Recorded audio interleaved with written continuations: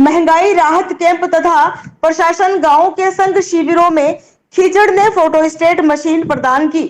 पंचायत समिति की ओर से ग्राम पंचायतों में लगने वाले महंगाई राहत कैंप तथा प्रशासन गांव के संघ अभियान के शिविरों में लाभार्थियों को कोई परेशानी ना हो, इसके लिए वरिष्ठ कांग्रेस नेता पीसीसी सदस्य इंद्राज खीचड़ ने अपनी ओर से सभी दस्तावेजों की निःशुल्क फोटोस्टेट की व्यवस्था की है।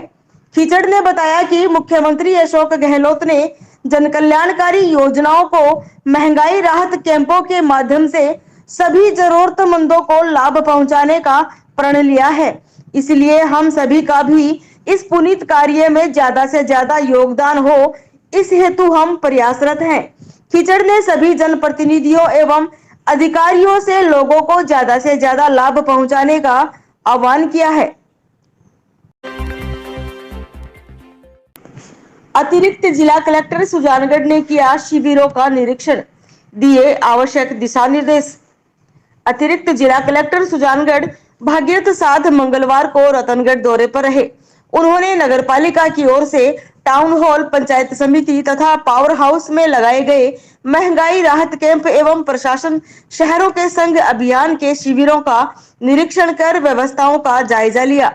उन्होंने बताया कि शिविरों में उमड़ी भीड़ को देखते हुए लोगों के बैठने तथा छाया पानी की पर्याप्त व्यवस्था करने, आम जन के कार्य समय पर करने के निर्देश दिए। साथ ही उन्होंने आम जन से आह्वान किया है कि शिविर 30 जून तक संचालित होंगे, इसलिए जल्दीबाजी न करके अपनी सुविधा अनुसार शिविर में आकर अपना रजिस्ट्रेशन करवाएं।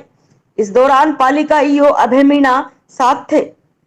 राज्य सरकार के द्वारा जनता को राहत देने के लिए 24 अप्रैल से 30 जून तक महंगाई राहत कैंप, प्रशासन गांव के संघ अभियान, प्रशासन शहरों के संघ अभियान शिविरों का आयोजन शुरू किया गया है। आज इसी क्रम में रतनगढ़ नगर पालिका क्षेत्र में पहले मैंने नगर पालिका परिसर में जो आयोजित कैंप है उसका निरीक्षण किया था, और अभी पंचायत समिति परिसर में जो स्थायी महंगाई राहत शिविर लगा हुआ है उसका निरीक्षण किया। क्योंकि शुरुआती दौर और लोगों में काफ़ी इन कैंपों के प्रति उत्साह है, उसको देखते हुए लोगों के बैठने की, छाया पानी आदि की व्यवस्थाएं पर्याप्त करने के लिए अधिकारियों ने निर्देशित किया गया। और इसके अलावा लोगों को ज़्यादा वेट नहीं करना पड़े, इसलिए आवश्यकता के हिसाब से हम अतिरिक्त ऑपरेटर है वो उनका अरेंज कर रहे हैं ताकि ज़्यादा से ज़्यादा लोगों को लाभ मिले। और मेरा लोगों के माध्यम से, मीडिया के माध्यम से आम जनता से यही अपील है कि चूँकि ये शिविर 30 जून तक लगेंगे, इसलिए अपनी सुविधा के हिसाब से 30 जून तक कभी भी आके इन शिविरों में, क्योंकि स्थायी शिविर है ये तीनों जगह पर, स्थायी शिविरों में कभी भी 30 जून तक आके अपनी सुविधा के हिसाब से रजिस्ट्रेशन करा लें और योजनाओं का फायदा उठाएं। आपाधापी या जल्दबाजी करने की कतई जरूरत नहीं है। परिवार का मुखिया स्वयं नहीं आ सकता है तो परिवार के किसी सदस्य को अपना जो जन आधार कार्ड और जो मानसिक दस्तावेज है वो देख के भेजने पे यहाँ पे रजिस्ट्रेशन आराम से हो जाएगा। धन्यवाद। नगरपालिका की ओर से टाउन हॉल में लगाए गए महंगाई राहत कैंप तथा प्रशासन शहरों के संघ अभियान के शिविरों में मंगलवार को तालुका विधिक सेवा समिति की ओर से तालुका सदस्य संतोष बाबू इंदौरिया ने विभिन्न जन कल्याणकारी योजनाओं की जानकारी आम जन को दी। साथ ही एडवोकेट महावीर सिहाग ने आगामी 13 मई को रतनगढ़ तालुका पर प्रस्तावित राष्ट्रीय लोक अदालत की विस्तार से जानकारी दी। बाइक फिसलने से 2 घायल, 1 को किया रेफर। मेगा हाईवे पर बाइक फिसलने से 2 युवक घायल हो गए हैं। जानकारी के अनुसार लाडनू निवासी 25 वर्षीय नरेश तथा 33 वर्षीय रमेश गमी में शामिल होने के लिए तहसील के गांव लोहा रिश्तेदारी में आए हुए थे। मंगलवार को वो दोनों बाइक पर सवार होकर किसी काम से रतनगढ़ आए थे। वापस लोहा जाते समय मेगा हाईवे पर एसआर पेट्रोल पंप के पास बाइक फिसल गई। घटना में दोनों घायल हो गए। घायलों को 108 एम्बुलेंस ने जिला अस्पताल पहुंचाया, जहां नरेश की हालत गंभीर होने पर चूरू रेफर कर दिया गया तथा रमेश को प्राथमिक उपचार के बाद छुट्टी मिल गई। हमें 2 बजे 108 का मैं पायलट 2 बजे हमें सूचना मिली थी कि एक एक्सीडेंट हो गया सुजानगढ़ रोड पे। हम वहाँ पे पहुँचे, उसको फौरन उठाया और उसको हॉस्पिटल में एडमिट करवाया दोनों को। दोनों को, एक को सिर में थोड़ी चोट आई और एक को पैर फ्रैक्चर है लेफ्ट साइड का, इसलिए उसको तो रेफ़र कर दिया और दूसरा पेशेंट को उसकी पट्टियाँ करके वो स्वस्थ था, उसको डिस्चार्ज कर दिया। अभी उसको चूरू रेफ़र किया गया। एक पेशेंट को उसके थोड़ी पैर में चोट है वो फ्रैक्चर होने के कारण। अपराधियों की धरपकड़ हेतु पुलिस ने विशेष अभियान के तहत 60 संदिग्ध स्थानों पर दी दबिश। 3 दर्जन युवकों को किया गिरफ्तार।